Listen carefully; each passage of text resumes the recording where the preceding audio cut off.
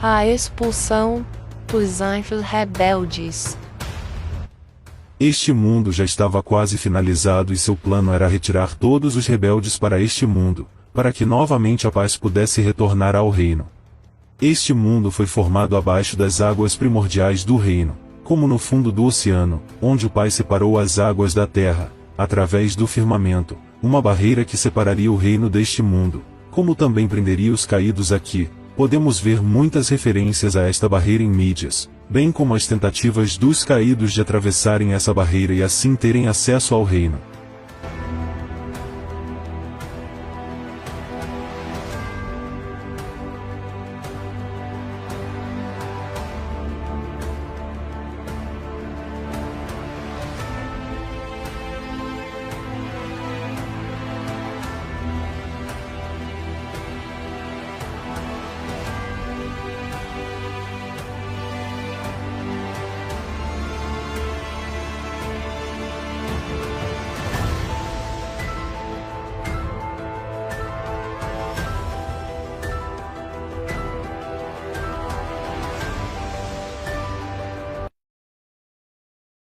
E disse o Pai: faça-se um firmamento entre as águas, e separe ele umas das outras. O Pai fez o firmamento e separou as águas que estavam debaixo do firmamento daquelas que estavam por cima. O Pai, sabendo que a situação estava insustentável, pois Israel planejava matar o Messias e tomar todo o reino à força, ele então autoriza o Messias a agir contra os rebeldes, mas deixando a ele e aos demais anjos o aviso para não se tornarem piores do que eles, ou seja, matá-los. Mesmo sendo seres que podem viver eternamente, um anjo pode ser morto por outro anjo, e por isso o Pai alertou o Messias e demais anjos para não se tornarem piores que eles. Muitos se questionam o porquê do Pai não ter exterminado os anjos rebeldes, e o motivo é simples: se assim o fizesse, ele se tornaria um ditador e os demais anjos passariam a ter medo dele e obedeceriam por temor de serem castigados ou mortos, caso desobedecessem. Foi para isso que ele deu livre-arbítrio a todos, para que cada um agisse segundo suas vontades ideais, não se prendendo ao medo e servidão, mas agindo livremente. E como é onisciente, ele viu toda a maldade que Israel iria despertar, bem como dos demais rebeldes. Ele poderia ter criado a todos para serem somente bons, que somente obedecesse, mas isto feriria o livre-arbítrio, eles seriam robôs programados e não filhos, e é isso que ele quis desde o início: ter filhos livres, que o amassem, por vontade própria e não por imposição e medo, e é por isso que ele não exterminou os anjos rebeldes, pois ele sempre respeitou o livre-arbítrio, a base fundamental da sua criação. Sem ele não haveria escolha, liberdade, a verdadeira vontade do ser e sua essência.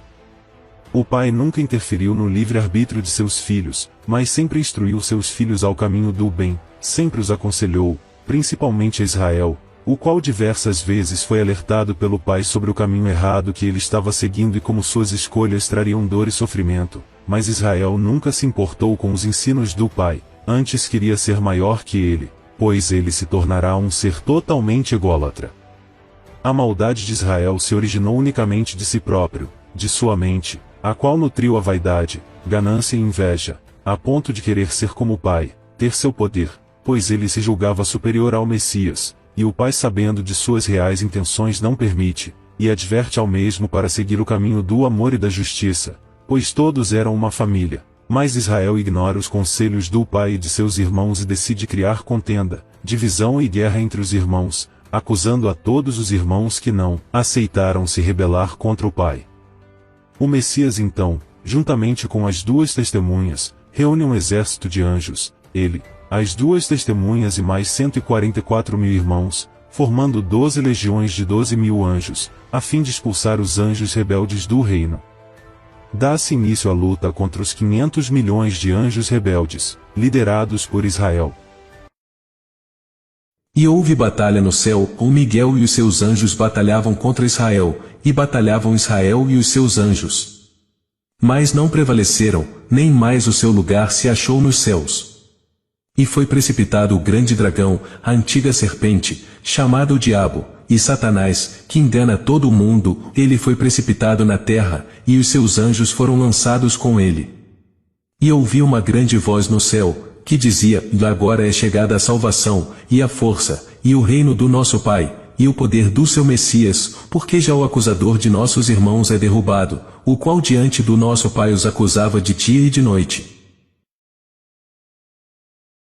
O Messias e seu exército cercam todo o reino, conseguem vencer e jogar Israel e todos os rebeldes para este mundo. Mesmo estando em número maior, os caídos estavam fracos, devido a toda a maldade que os havia tomado e corrompido, e foram facilmente cercados e derrotados pelo Messias e seu exército, e assim foi restabelecida a paz no reino. E quanto aos caídos, agora estariam presos aqui, sem a possibilidade de retornarem ao reino e furiosos por terem sido expulsos do mesmo.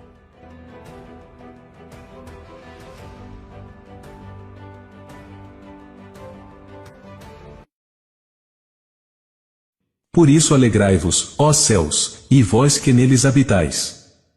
Ai dos que habitam na terra e no mar, porque o diabo desceu a vós, e tem grande ira, sabendo que já tem pouco tempo. Mas mesmo com a vitória um clima de desolação acometeu o reino, isso porque 1/3 de suas moradas ficaram vazias, e era preciso reabitá-las. O Pai então reúne todos os seus filhos no grande monte Sião, localizado no reino, e conta a eles o seu plano de reabitar essas moradas, o qual seria o plano de resgate.